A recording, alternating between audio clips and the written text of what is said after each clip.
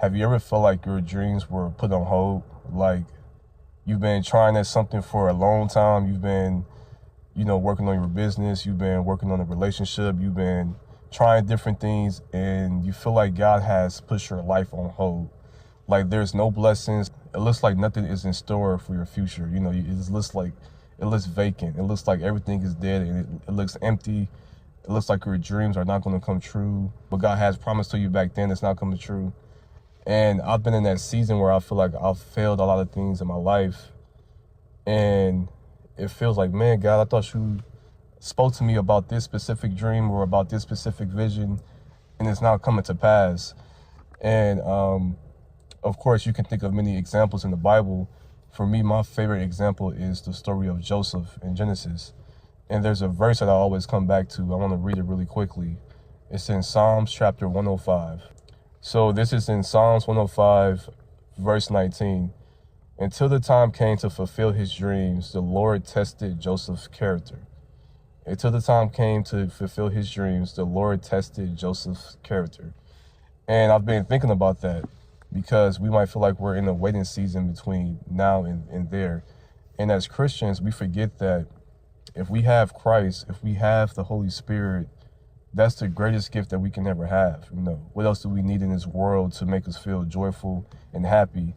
But I think oftentimes we buy what the world tells us about ourselves and about life. That in order to feel happy in life, we need, money, material things, new house, new car, this relationship. And the reality is those things are only add-ons. For the believer, the greatest possession that we have is Christ. And Christ has given us his Spirit, the Holy Spirit. And so going back to this verse where it says, until the time came to fulfill his dreams, God tested Joseph's character. Like what was God doing in those 16 years from the age Joseph was 17 till he was 33 years old? God was testing his character. So ask yourself, what is your character like in this waiting season? In this waiting season where God is, it feels like you're waiting for a long time and you're like, God, what are you doing in my life? It feels like I keep getting sidetracked and I'm sidestepping here. I'm going this way. Maybe God is testing your character. Maybe he's testing to see what kind of person are you. If you were to get what you wanted right now, maybe it will destroy you. Maybe you couldn't handle it. Maybe it'll be too much for you. The weight, you will fold under pressure. And I think when it comes to us wanting something, especially like our dreams and what we envision, we're just not ready for it. Like God, he has it in place for us, but we're not ready to accomplish that or to receive that, whatever it might be. And for me, I've had to learn, like, man, God is testing my character. And what am I searching for? Like, what am I looking for? I already have the greatest gift that anyone can have, which is Christ. And I just want to remind somebody that that's our joy. Our joy is Christ. Our joy is not being somewhere. It's not a place, a location, a relationship.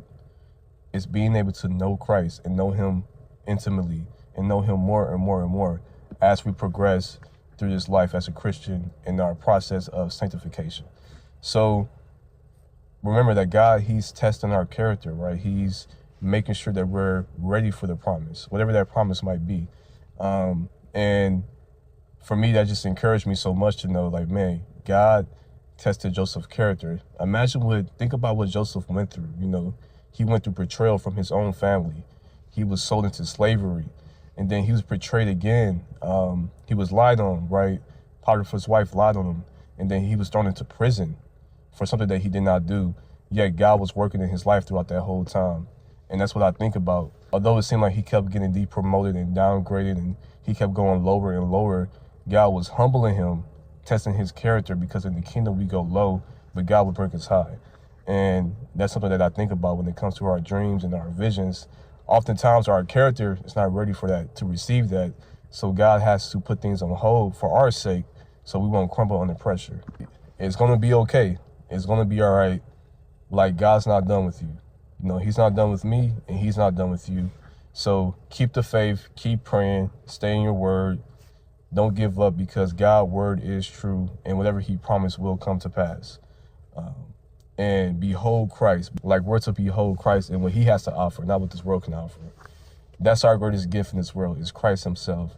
Don't get caught up into what the world is doing, but behold Christ, take part of him, and you will be satisfied. Our dreams are on hold, but it's only for a minute, and it might hurt. You know, you might have to go back to the job. You might have to do whatever, but God is faithful, and he will not fail us, right? God is saying to get up.